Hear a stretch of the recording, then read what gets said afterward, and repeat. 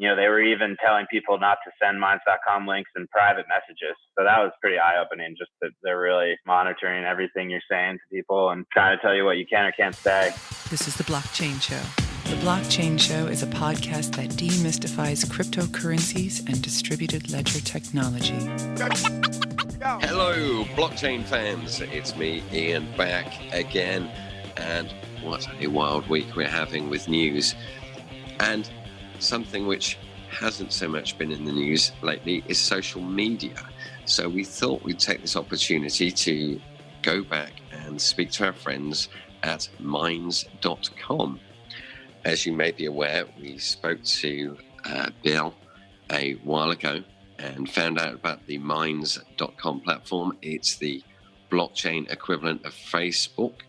And now on our podcast this week, we've got Jack, who is the COO. Jack, welcome to the Blockchain Show. Hey guys, thanks for having me. A pleasure, sir. And where do we find you on this lovely day? I'm out in Colorado right now, enjoying the nice weather. Fabulous. I imagine it's cold and snowy. Yep, ski season is underway for sure. Yeah, even over here in Orlando, it's been under 10 degrees centigrade, which is it's 45 degrees Fahrenheit roughly. So luckily, being British, I've got all my winter stuff coming out of the suitcase to keep me nice and warm, which is good. So what latest innovations have you got with the Minds platform? Yeah, sure. So I think you guys spoke with Bill back in July. So, a lot's happened since then. Yeah. One of the biggest things that happened was in August. So when you guys spoke with Bill, we were still running on a test network, on the Ethereum Ring-Speed test network.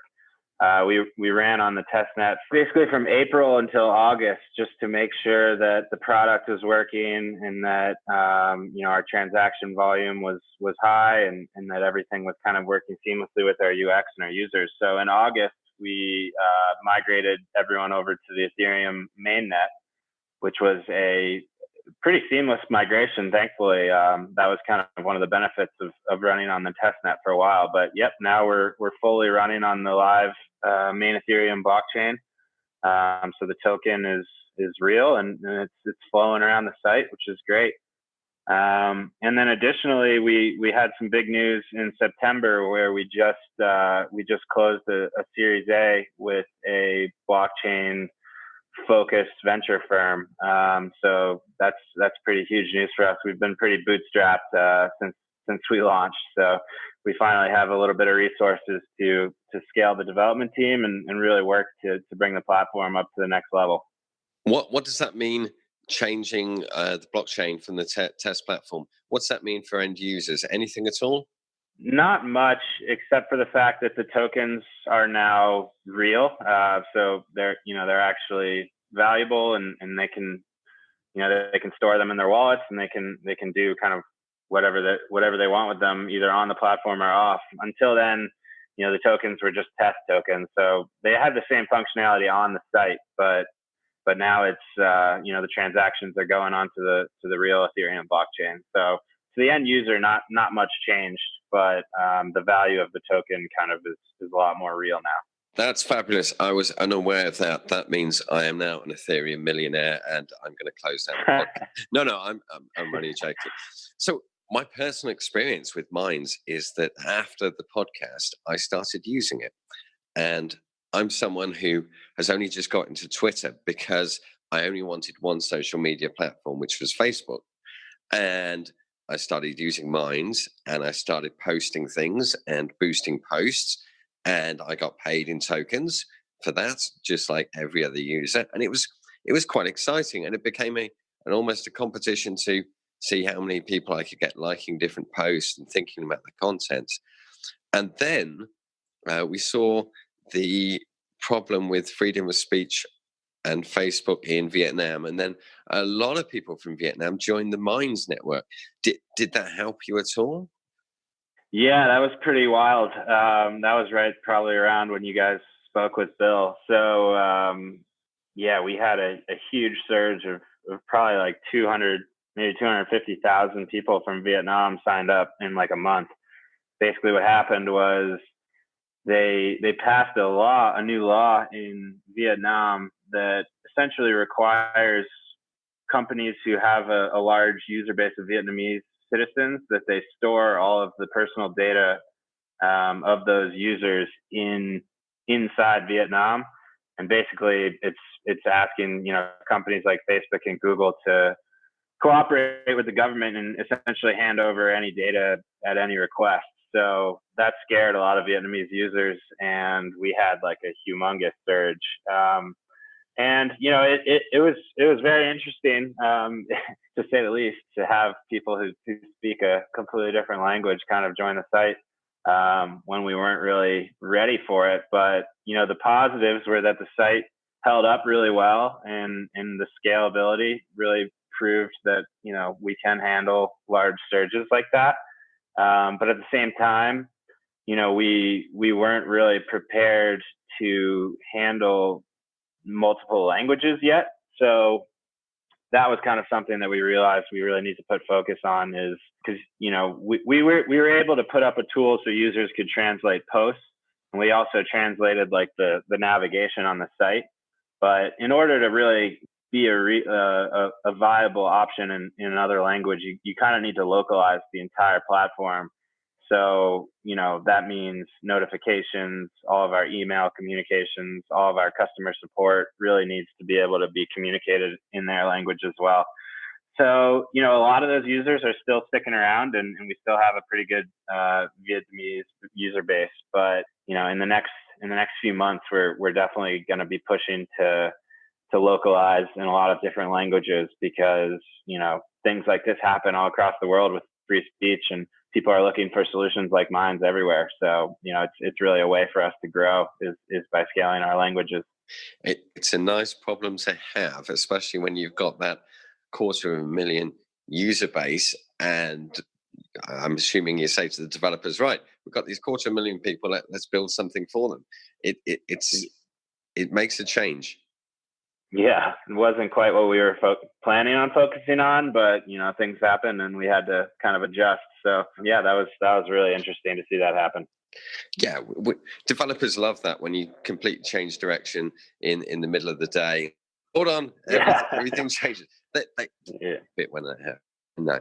So how many users have you got on the platform now? Registered, we've got about 1.5 million users who have created an account. Active per month is around 200,000 active users. So that's logged in users who are, signing in and using the app each month. And then from like a logged out perspective, it's a lot higher. We're getting, millions of logged out users a month. So we're also really working on ways to convert those visitors into logged in, active users. Yep, I've got you. And what about Facebook? Are Facebook considering you as a competitor? Are they blocking any cross posting or anything? Yeah, it came to our attention from actually our community. I think it was about a month ago that when they were trying to share the Minds.com link on Facebook, they were essentially getting like an error or a warning message that said I forget what it said, that we're insecure or abusive or something crazy like that. So yeah, they're seemingly doing what they can to try and throttle our growth a little bit. And they were even telling people not to send Minds.com links in private messages. So that's pretty eye opening. Just that they're monitoring everything you're saying to people and trying to tell you what you can or can't say. Wow. Yeah, one of the interesting things too or the thing that frustrates me the most about it was, obviously that has a pretty serious impact on our business. So we've reached out to them a number of times to basically figure out why they're doing that and what we can do to get that removed. We've reached out to their customer support online, their Twitter, their Facebook page. We even went as far as sending them a letter to their headquarters, like just snail mail. And yeah, we've just gotten crickets back from them, just nothing. So it's pretty frustrating. But conversely, this does mean you must be doing something right if Facebook you're on Facebook's radar. Yeah, I hope so. And it also just kind of reminds us, that's why we built Minds in the first place, was because, they do things like that. So it kind of just is a good reminder to us and to our users just why people are leaving Facebook. And that's an interesting question. And that's something really I wanted to ask you. And it's sort of based on my own observation that what I tend to do when I'm sitting in a bar is think, what's coming next? What is the next thing? And as far as my research has gone, young people aren't using Facebook. They don't understand why us slightly older people use Facebook. They use their Instagram and Snapchat, and they share things like that. So what do you think the future of social media is? Yeah, that's a great question. And I think people forget a lot of times that Instagram is also part of Facebook. So they're not too bummed out over there because everyone's leaving Facebook for Instagram. So they're still keeping them around. True. But yeah, I mean, it's definitely something we're always focusing on, is kind of making sure we're keeping up to speed with innovation and some of the new types of methods people are using to communicate. It seems like a lot of people are moving towards these shorter videos, and I think maybe it's just people's attention spans are getting a little less due to just how easy it is to access all this info. But you see Instagram and Snapchat and these companies really moving towards like quick videos and really like short little segments of content. So one of the things we really want to focus on, though, is making sure that what we're doing is actually helping to, make some kind of progress in the real world. So one thing we plan on focusing on in the coming year is getting a lot more with like real-time conversations. So live video and, live chat with the video, and kind of synchronizing that with our groups so that people can kind of gather and discuss things that discuss a common theme together, and hopefully, come up with some good debate and come up with some solutions to some of the problems that are going on right now. And alongside of that, we really want to be trying to bring things back to the real world too. So, hosting some events and getting people to actually connect in reality as opposed to just in the digital world. That sounds like a great idea. And websites such as Meetup are great for actually meeting people. And one of the things in America is Tech and Beer, which is sponsored by whoever's presenting. And that gets a lot of people away from their keyboards and actually socially interact. And you're right. Even people 10 years younger than myself are very much more ingrained in that I must communicate with my device rather than actually talking to people. And it's almost a lost art of how to do a phone call for some of the younger generation. Yeah, it's important. It's important to bring people back to real life. So, figuring out how to kind of leverage, because I mean, the internet is so great for connecting people from all across the world and getting real-time info. And I mean, you can't beat that, but just kind of better harnessing that to bring people together in real life is something we want to focus on. And yeah, Meetup and Tech and Beer and these types of things they're great. We like that concept a lot. Absolutely. And I've spoken to a number of people at such events about Minds and asked them if they've started using it, and they've sort of opened their eyes to it. But what about Minds?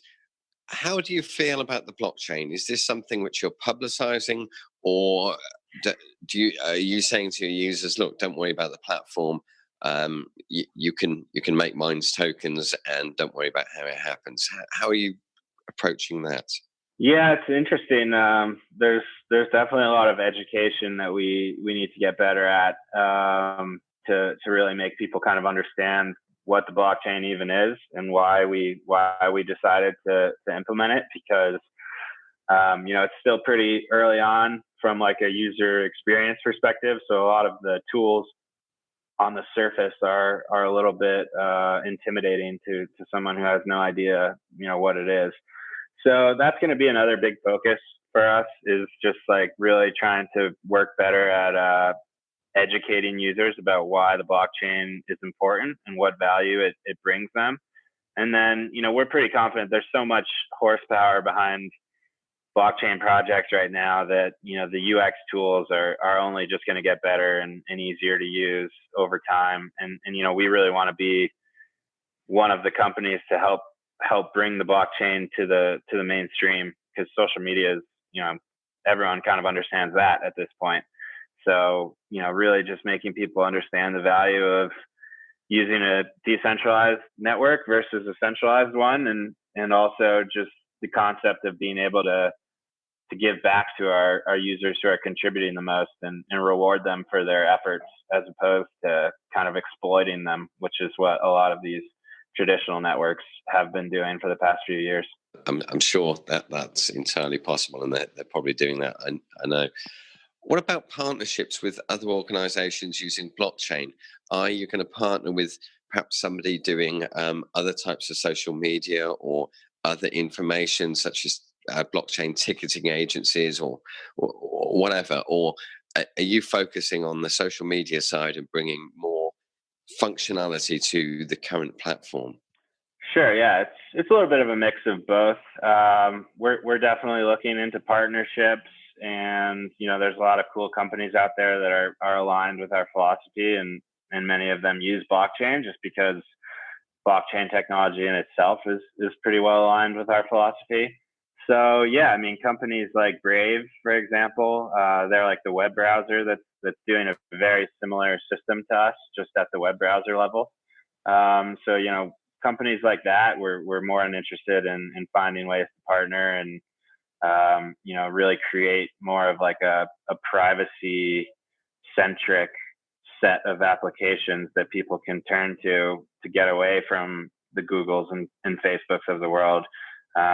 People are starting to do it every day. You have search engines like DuckDuckGo, browsers like Brave, social networks like Minds. So there's definitely a movement of apps that are kind of more in line with the value of blockchain and kind of just internet freedom and privacy in general that we're always looking to partner with. But yeah, it's important that we just kind of focus on what we're doing as well, and just make sure that our app is working as well as it needs to, because we still have a ways to go to have the functionality of some of these apps that people are used to.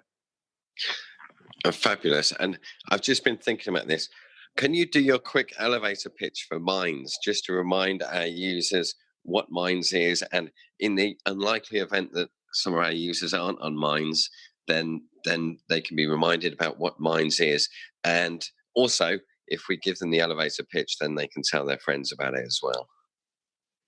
Yeah, sure. So Minds is a social media platform. It's very similar in the way that it operates like Facebook or Instagram. You can create a channel, connect with other channels, share videos, posts, blogs, messages with each other, all of that stuff.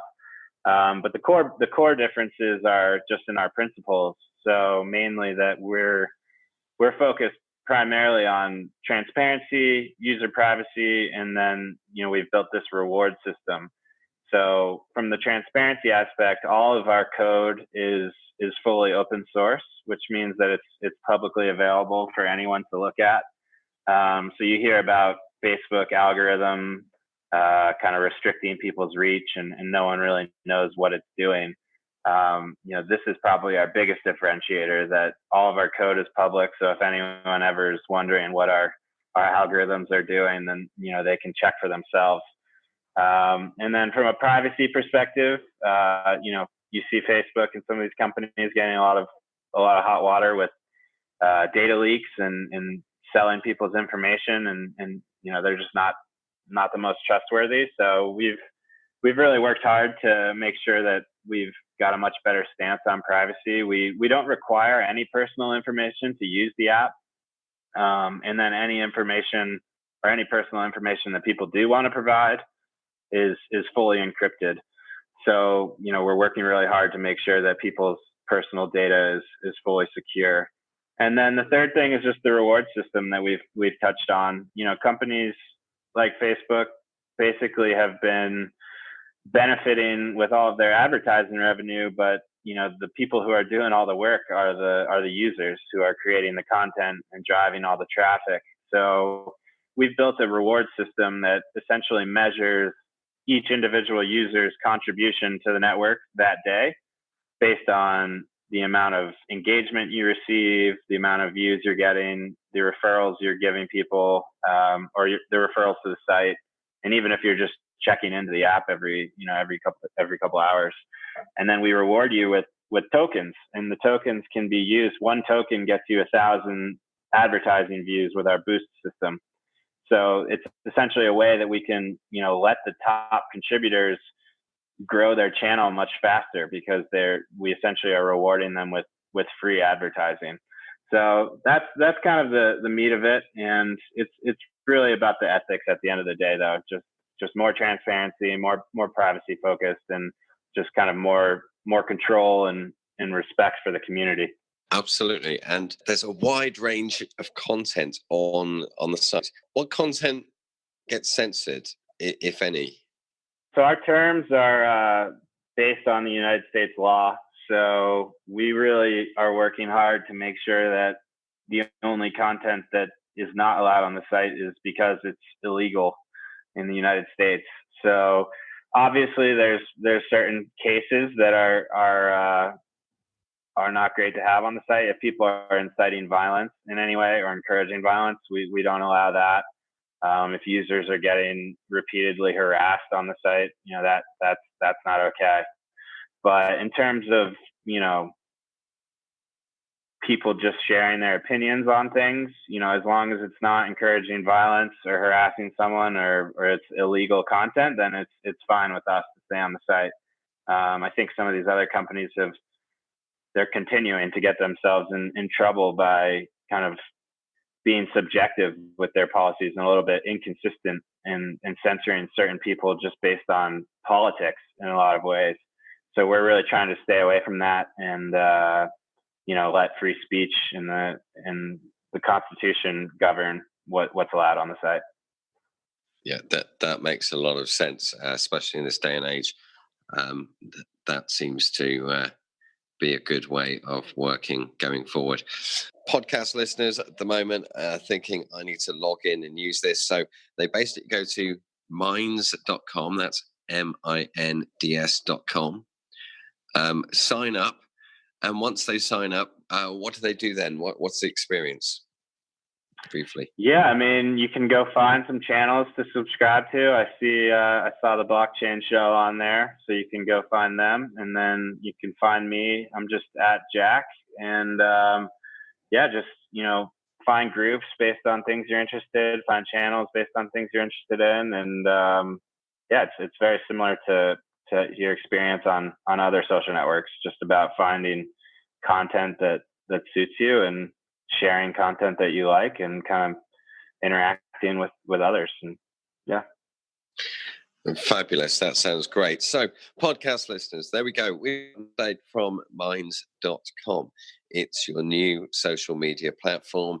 It's somewhere where you can post anything you like, create your group of friends, find like-minded groups of individuals. It's very interesting. It's very open. It's something worth telling your friends about as well, and give it a go. It doesn't cost anything, and in this day and age, that's a good thing. So this Christmas, give Minds, if nothing else, to your friends and family. Let's say it sounds like a good idea. Yeah, I like that. Good Christmas present. Exactly, it's a Christmas present that will keep giving all year. Fabulous. That's great, Jack. I will look you up on Minds when I log in a moment. Thank you ever so much for your time today. I wish you all the success you wish for, and a happy Christmas as well. Yeah. And we look forward to catching up with you again, probably July 2019. Sounds good. And likewise, good luck to you guys, and hopefully start getting your Minds presence improved a little bit, and I'll be sure to get you guys circulating around there a little bit. That'd be fabulous. Any advertising for the Blockchain Show is good. And at the moment, all of our listeners are telling their friends about it and clicking subscribe. So please do that. We are listed as one of the top 12 blockchain show podcasts. Other people have put us in the top 25, and we do this for our listeners. So the more listeners we have, the more of these great interviews we can do and spread the word about how the blockchain can be used for good and better projects such as this. Jack, I thank you from the Blockchain Show. Thanks, guys. Thanks for having me. Thank you. Bye-bye. See ya.